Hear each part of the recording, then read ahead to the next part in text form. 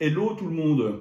Comme je l'avais promis dans la Gazette, ça faisait longtemps que je n'avais pas fait un petit film avec mes coups de cœur littéraires, c'est donc parti pour 3 livres qui ont en point commun l'Italie, qui ne sont pas forcément des nouveautés, en tout cas si plutôt de la rentrée littéraire de septembre, car ici à la Carène on se fout éperdument du facteur nouveauté et je ne défends que des livres lus, aimés.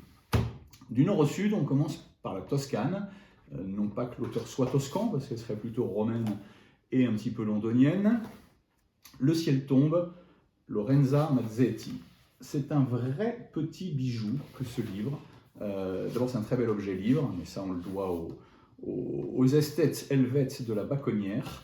Et Le ciel tombe, c'est la voix d'une petite fille qui, en compagnie de sa sœur, est placée chez son oncle, car elle est fraîchement orpheline. On est en plein dans les années 40 en Italie, dans la région toscane, dans une très belle propriété qui appartient à son oncle, qui manifestement est socialiste, mais pas encore trop emmerdé par les fascistes.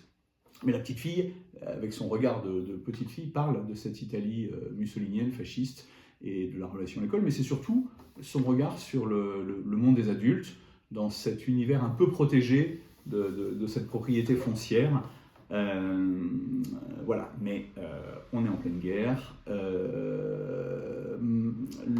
la famille est juive, et donc tout ne va pas être si beau, enchanté que la description de l'été qui démarre le roman. Néanmoins, c'est pas du tout un livre plombant, c'est un très joli texte, très poétique, très subtil, très très bien écrit, et énorme coup de cœur que ce ciel tombe de Lorenza Mazzetti, qui vient de faire paraître aussi, ça a été écrit dans les années 60, hein, mais l'éditeur vient de traduire son Diario Londonese, dont je vous parlerai prochainement assurément.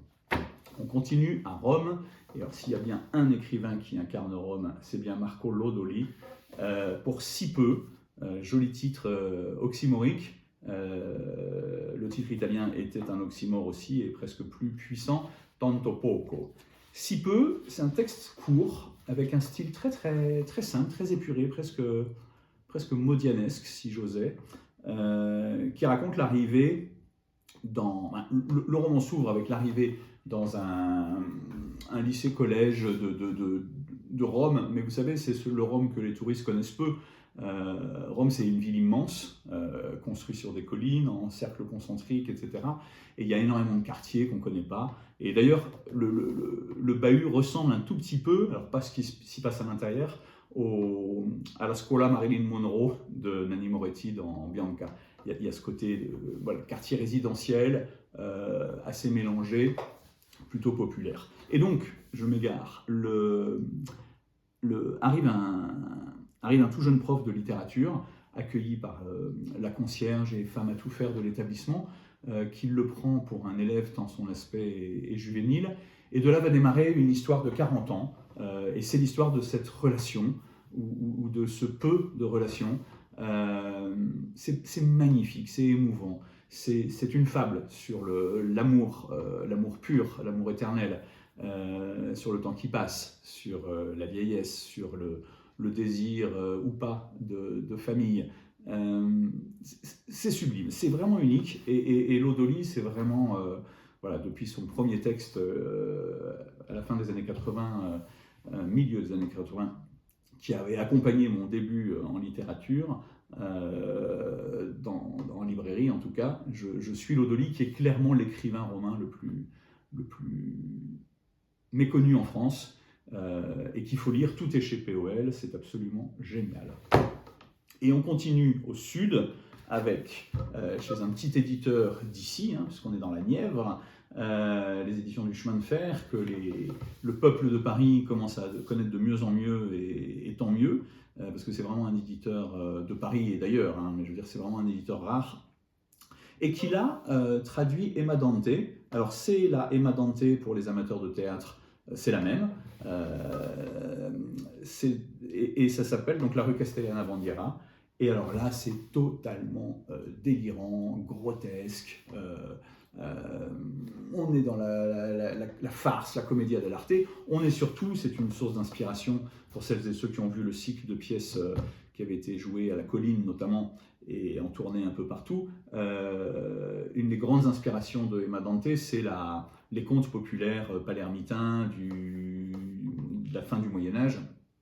Et là, on retrouve clairement ça, même si l'intrigue est purement contemporaine. Imaginez une petite rue de Palerme, une seule voie, pas de sens de circulation, pas de sens unique, et donc c'est presque un running gag dans le quartier. Souvent arrivent deux voitures face à face, qui va passer, qui ne va pas passer. En gros, tout le roman, c'est ce faux huis clos, parce qu'on est quand même dans la rue, et à l'intérieur de quelques appartements, d'un appartement en particulier, qui surplombe cette rue, et ces deux véhicules, cette microscopique Fiat Punto où ils sont 29 dedans, en train de revenir de la plage, et un multiplat dans lequel se trouve un couple qui est en pleine crise, deux sublimes personnages de femmes que ce couple, et deux univers, le Palerme populaire, les filles de la ville.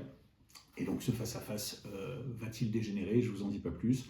C'est vraiment une grosse découverte avec un petit saut périlleux de la traductrice de mémoire, oui, Eugenia Fano, puisque Emma Dante a écrit ce texte en italien et en palermitain. En l'occurrence, la famille qui habite dans cette rue s'exprime plutôt en palermitain.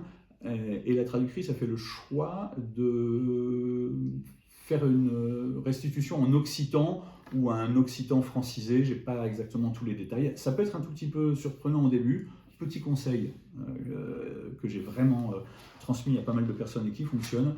Il y a un index à la fin, mais un petit glossaire, on s'en fout. Il y a 3-4 verbes à maîtriser, occitan. Mais après, l'idée que j'ai trouvé qui fonctionnait bien, c'est de lire ces passages en occitan un petit peu rapidement, presque à voix haute. D'abord, ça amène une musicalité considérable et ça nous permet de ne pas buter comme ça sur le récit, on comprend tout à fait le sens. Voilà, donc 3 livres, 3 pépites italiennes. Le ciel tombe aux éditions de la Bacconnière, Si peu de Marco Lodoli chez POL, et La rue Castellana Bandiera de Emma Dante aux éditions du Chemin de Fer.